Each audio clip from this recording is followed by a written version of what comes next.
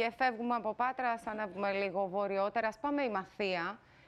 Τώρα η Ημαθία είναι γνωστή για την παραγωγή ροδάκινων αλλά και άλλων φρούτων.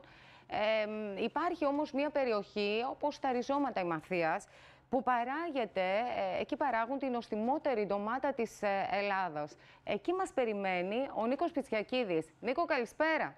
Γιατί είναι τόσο νόστιμη πια αυτή η ντομάτα, Νίκο? Το διαπίστωσες? Ελένη. Το Ακόμα δεν δοκιμάσαμε, ξεκαθάρισες? για να σου πω την αλήθεια, αλλά είμαι σίγουρος ότι μόλις τελειώσουμε τη σύνδεση θα αρχίσουμε να δοκιμάζουμε. Τώρα αρχίζει η παραγωγή κιόλας να βγαίνει σιγά σιγά. Από εδώ και στο εξής θα αρχίσουμε να παίρνουμε σε όλη την Ελλάδα τις γνωστές και διάσημες και πεντανόστιμες, όπως λένε, ντομάτες από τα ριζώματα της Ημαθίας σε ένα ιδηλιακό τοπίο κατά τα άλλα, περίπου 600 μέτρα υψόμετρο. Πίσω μου είναι τα πιέρια όρη, είναι το ορεινός όγκος που βλέπετε. Και γι' αυτό το λόγο, μάλλον, εκτιμούν εδώ οι άνθρωποι της περιοχής να τους πλησιάσουμε σιγά σιγά, για ότι αποδίδεται η πολύ νόστιμη ντομάτα των ριζωμάτων Ημαθίας. Δίπλα μου είναι ένας από τους παραγωγούς, δύο είναι συνόλου, θα τους μιλήσουμε και τους δύο. Ο Γιώργος Οδόδας είναι μαζί μας. Θα τον ρωτήσουμε λίγο γιατί θεωρείται τόσο νόστιμη και είναι τόσο ξακουστή η ντομάτα σας. Η ντομάτα καλλιεργείται στα ορεινά εδώ και γι' αυτό ευνοούν οι συνθήκες ώστε να είναι αρκετά νόστιμη. Δεν υπάρχουν οι καιρικές συνθήκες να υπάρχει τόση ζέστη όπως υπάρχει στην υπόλοιπη παιδινή Ελλάδα και βοηθάει αρκετά ώστε να έχουμε μια εξαιρετική ντομάτα.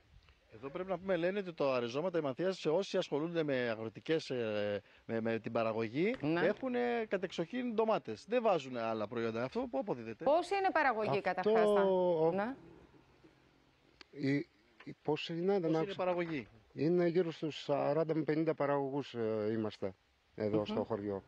Και πόσα στρέμματα περίπου καλλιεργείται, είπαμε? Γύρω στα 400 στρέμματα. Και η παραγωγή γενικά, οι τόνοι έτσι που φεύγουν? Η παραγωγή 10 με 12 τόνους στο στρέμμα βγάζουμε σε καλές χρονιές.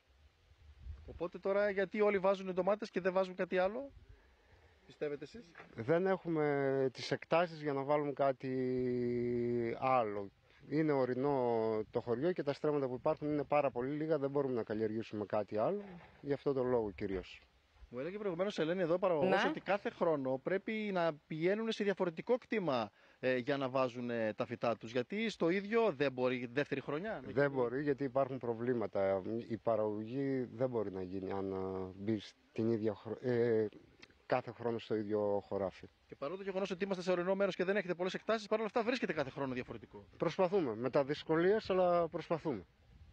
Υπάρχει και ένα ζήτημα τώρα τα τελευταία χρόνια με την κλιματική αλλαγή, όπως ξέρουμε όλοι, και δεν ξέρω αν σας ευνοεί αυτή η αλλαγή του κλίματος. Θα ρωτήσουμε και ένα δεύτερο παραγωγό, τον Αντώνη Ζησόπουλο, τον έχουμε δίπλα μας. Δεν μας ευνοεί. Δεν μας ευνοεί και εμάς. Οι καιρικές συνθήκες είναι πολύ δύσκολες. Η κλιματική αλλαγή έχει ξεφύγει. Ζέστες έχουμε τώρα, έχουμε 2 μήνες ξηρασία. Τα νερά της άρδευσης μαζεύουν. Μετά την ξηρασία, τη ζέστα, έχουμε χαλάζια και έχουμε αυτά. Δεν μας βοηθάει η ξηρασία και η ζέστα. Επηρεάζεται και η ποιότητα της παραγωγής, Νίκο, λόγω της κλιματικής αλλαγής? Η ποιότητα του προϊόντος επηρεάζεται? Βεβαίως επηρεάζεται η ποιότητα του προϊόντος. Με 40 και με 45 βαθμούς το φυτό δεν μπορεί να αντέξει μέσα στο χωράφι να κάνει την παραγωγή που πρέπει να κάνει.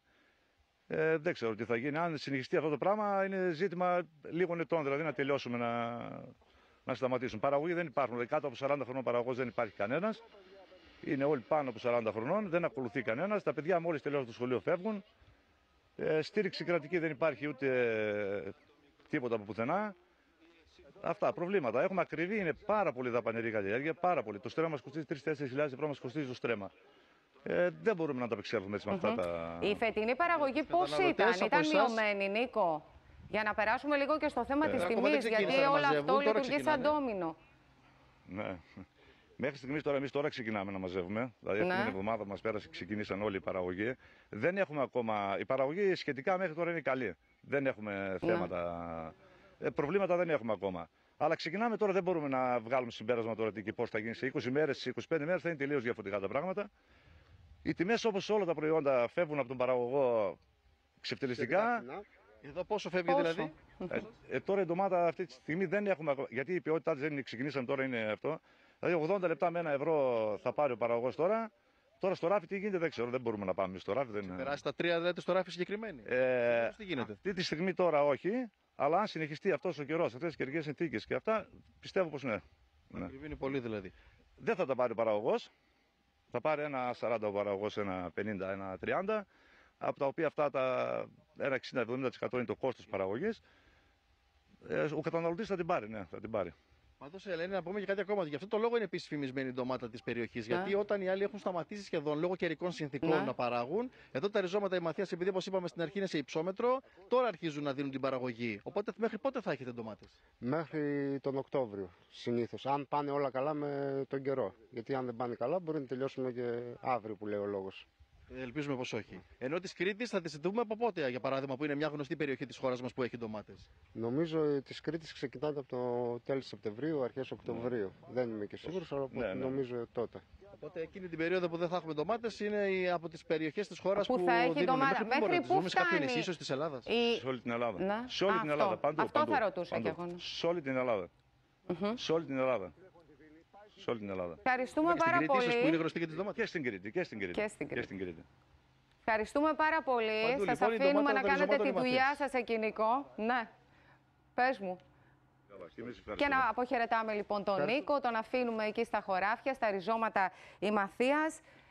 Πάμε και